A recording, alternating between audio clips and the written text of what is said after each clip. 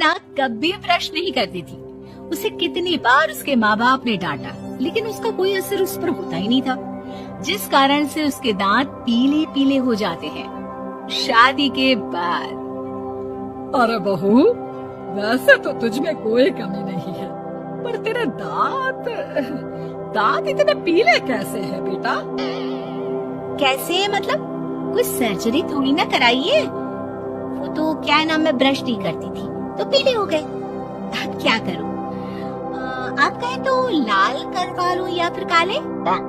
यार ये क्या है, क्यों माँ से लड़ रही हो? लड़ रही हूँ? अरे मैं लड़ रही हूँ या ये बोल रही है कि दांत पीले हैं, पीले? अरे तपस्या थोड़ी ना की है इन्हें पीले करने के लिए। बकायदा ब्रश नहीं किया है 20 साल तक, तब जाकर। छी, कैसी बात कर रही हो? ये उस वक्त तो पीले नहीं थे जब हम लोग तुम्हें देखने आए थे। अरे तब साफ करवा लिया होगा डेंटिस्ट के पास जाकर। अब देखो कैसे पीले पीले लग रहे हैं। रंजना सास की तरफ गुस्से से देखती है। फिर शुरू हो गई पीले पीले पीले। अरे पीले तो तब भी थे जब मेरे हाथ का रसगुल्ला उड़ा उड़ा कर खा रही थी और बोल रही थी, लड़की नहीं गुणों का खजाना दे रहे भाई साहब। अब वो लोग करते भी तो क्या करते, पीले दांत वाली बहू पल्ले पड़ी थी तो झेलना तो था ही। एक दिन कीर्तन में रंजना गाना गा रही थी। अरे कमला बहन, माँ का द्वार, यहाँ तो सब शुद्ध होकर आते हैं, फिर अपनी बहू को ब्रश भी नहीं करवाती तुम। दूर से पीले पीले दांत भक्ति में बाधा उत्पन्न कर रहा है। और कोई 2 साल के बच्ची थोड़ी ना लेकर आई हूँ मैं बहू बनाकर। अच्छी खासी लड़की है, अरे कैसे करवाऊं ब्रश? ये तो उसे खुद करना चाहिए ना। अब माँ बाप तो इसके जैसे तैसे निपटा दिए, ये नहीं सोचा कि सास कैसे संभालेगी।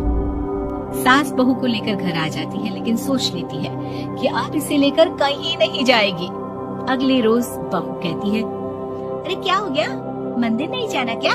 कीर्तन का वक्त हो रहा है। मेरी मधुर वाणी से कान्हा जी जागते हैं और सोते हैं। आप तो जानती है ना उनकी भक्ति में कितना मन लगता है मेरा। वो क्या है ना, तबीयत ठीक नहीं लग रही है मेरी, आराम करूंगी मैं। तबीयत ठीक नहीं लग रही? अभी तो मिथुन के गाने पर नाच रही थी आप, और अब बोल रही है कि तबीयत ठीक नहीं लग रही। अरे भक्ति में मन लगा लो सासू माँ, ऊपर जाना है, क्या मुंह दिखाओगी आप? हाँ? सास को बहू की बात पर गुस्सा आ जाता है। मैं क्या मुंह दिखाऊंगी, इसकी चिंता तो ना कर, समझी? अपने मुंह की चिंता कर, जो ये पीले पीले दांत लेकर हर जगह पहुंच जाती है। पता है लोग कितना मजाक बनाते हैं। ना जी ना, मैं नहीं जाना कहीं तेरे साथ। तो ये बात है, कोई ना, मत जाओ, मैं अपने कमरे में ही बैठकर भक्ति कर लूंगी। ऊपर वाला दांत थोड़ी ना देखता है, मन देखता है, भावना देखता है। और अरे बस बस, तू सब कुछ दिखा, बस ये सफेद चमकदार दांत ना दिखाना किसी को, है? जा यहाँ से। बहू को सास की बात का कोई फर्क नहीं पड़ता, वो तो जैसी थी वैसी ही रह जाती है। सुबह नहाकर किचन में खाना बनाना, फिर खाना खाना, कीर्तन भजन करना और सो जाना। एक दिन, माँ जी मैं सहेली के घर जा रही हूँ, शाम को लेट आऊंगी। हाँ, तो जाना, मैंने कौन सा तेरी आरती करनी है घर पर बैठकर।